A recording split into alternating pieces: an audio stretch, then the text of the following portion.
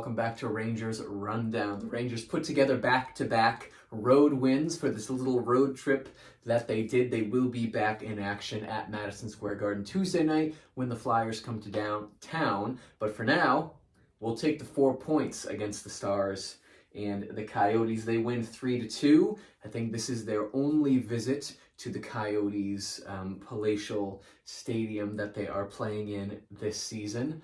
Kind of weird.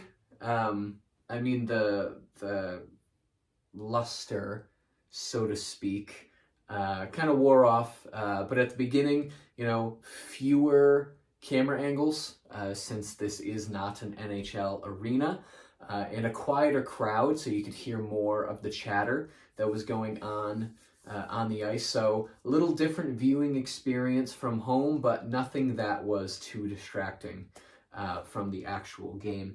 The lineup tonight: Kreider, Zibanejad, Kakko, Panarin, Trocheck, Lafreniere, Vesey, Goudreau, Gauthier, Blais, Carpenter, Reeves is in, Kravtsov out. He is injured, upper body injury. Lindgren, Fox, Miller, Trouba, Jones, Schneider, and Shesterkin in the net back-to-back nights. Gallant said yesterday's game was in the afternoon. He feels Shesterkin had enough time to rest and recover to be healthy for back-to-back starts, and he pulls off back-to-back wins. So I guess he was ready. Gallant was telling the truth. Weird. We get to the first period, 2.5 minutes in. The shots are 2-0 Arizona. Rangers struggling to set up in the offensive zone. They would go through periods in this game, large swaths of time, where the Rangers just could not set anything up. They'd get into the zone, they'd get booted right back out. There were, on the flip side of that coin, times where the Rangers just completely dominated. It was either hot or cold this whole game. 4 minutes in, Rangers get their first offensive zone shift of the game, where they're in the O zone for most of the shift. That was the first line. Miller's shot hits the Arizona goalie in the head, and he falls backwards into the net. Always scary when that happens. And then 10:06, O'Brien takes the first penalty of the game. Really the only thing of note that happened in the first period worth putting on the board. O'Brien with a cross-checking penalty. Rangers in the zone almost the entire time. Passing was super crisp. They're cycling the puck around the zone, getting chances on the net, but Arizona goalie was saying no. Reeves wins a faceoff right after that power play ends, and Schneider has a point shot that gets through. Just over 4 minutes left in the period. Trocheck has a breakaway that would not go. And we get to the end of the first period, shots 15-6 in favor of the Rangers. Arizona controlled the play for, I'll say, the first 5, 6, 7-ish minutes of the game. I think it was slanted more towards Arizona. Both teams really struggling to set up, but I'll say Arizona kind of had the slight edge in the ice. But after that power play, the Rangers ran away with the rest of the period. Clearly, 15-6 outshooting the Coyotes. We get to the second period, 91 seconds in. Lafreniere scores a goal from Panarin and Miller. It's a beautiful pass right to the net mouth. Lafreniere, all he has to do is put his stick on the ice, and it bounces right in. That would be Panarin's first point of the night, an assist on that. Rangers doing a great job getting sticks into the passing lanes, because 5 minutes into the second period, Arizona has no shots on goal. Rangers breaking up those passes of just getting their sticks in the way, forcing turnovers, and getting it back out into the neutral zone. 5:06, Panarin takes a hooking penalty, and towards the end of that power play, Krause would find the back of the net. Penalty kill was doing really well, especially the first minute of that penalty kill was just phenomenal, but Krause does end up scoring, tying the game 1 apiece. Arizona has all the momentum after that goal. Like I said, wild swings in momentum. After that Krause goal, it was just all Arizona. 8.5 minutes left. Second line has a good chance, but right after that, 11:27, Bukestad would score a goal. Lindgren gets the rebound off of Shesterkin's pad in his feet, and he goes to clear it, completely fans on the clear. Bukestad says thank you, backhands it into the back of the net. So Arizona is up 2-1 in the back half of this second period. Fourth line with 2 huge hits, which leads to momentum for the first line, who almost scores. Just over 5 minutes left. Shesterkin makes a good save to keep it 2-1. Trocheck is tripped, but the call is missed. And then at 18:07, Panarin scores a goal to tie the game from Fox. He uses his body. Panarin is not a big guy by NHL standards, but he really drives the shoulder into the guy defending him, keeps the puck on his side. He drives right down the wing, and he sneaks it under the goalie's arm into the net. It was a beautiful goal. So happy birthday, Artemi Panarin scores a goal on his birthday. That would be Panarin's second point of the game. Shesterkin makes a huge save in the final minute of the period. With 20 seconds left, Lindgren takes a puck to the chin. Now, he would go to the locker room. Only 20 seconds left in the period, so really not a big deal, but you do worry.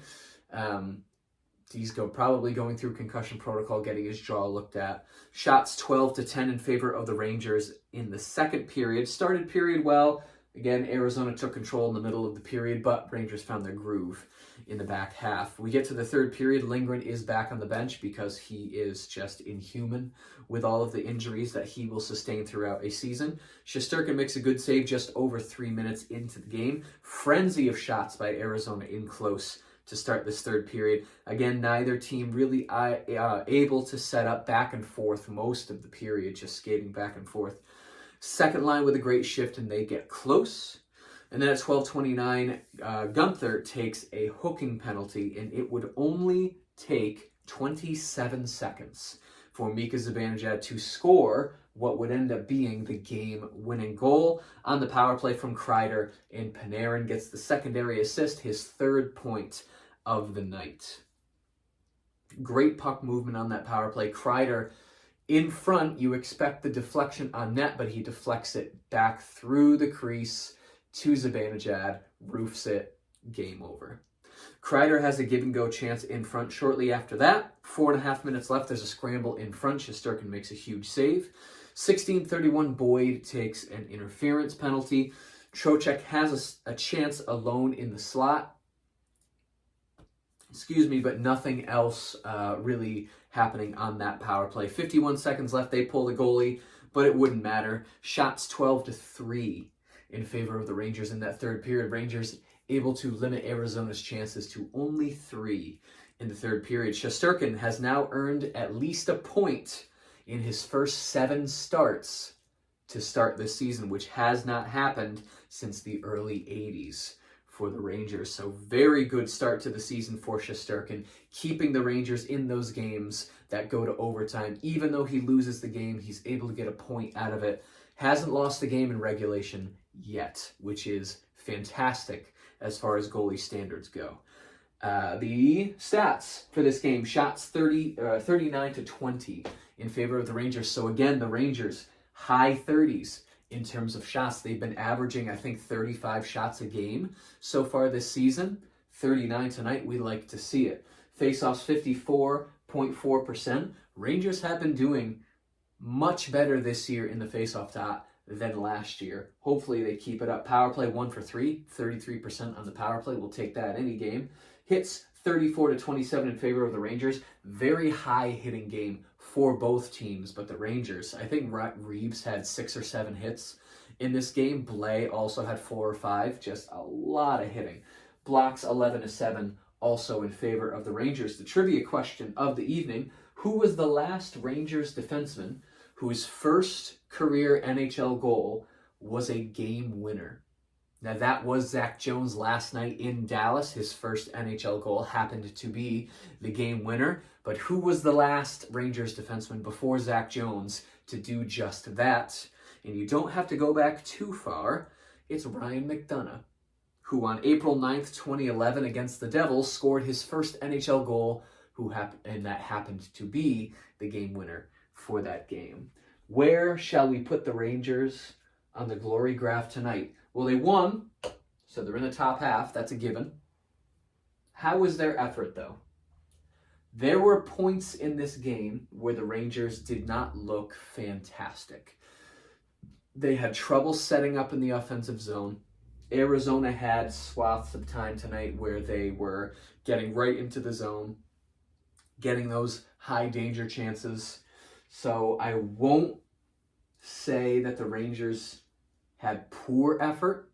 but I also say they didn't have great effort. Now it's the second night of a back-to-back. The Rangers are probably tired because it's not like back-to-back at home, it's back-to-back on the road. So the Rangers win in Dallas yesterday. They immediately fly to Arizona, probably don't have a practice, maybe a little bit of tiredness from the plane. They do end up with the win. I am going to put the Rangers just over into the yellow. I'll put them right there. And you can disagree with me if you'd like, but I think there were more positives to this game than negatives, so I will put them just over that center line. The Rangers are back in action Tuesday night against the Flyers. They have a 4-game homestand.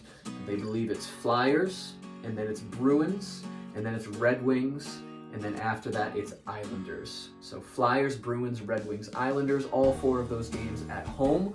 We'll see how many more points the Rangers can gather in this upcoming 4-game homestand. If you enjoyed this video and you'd like to see more videos like it, be sure to hit the subscribe button. Thank you so much for watching, and I will see you in the next rundown.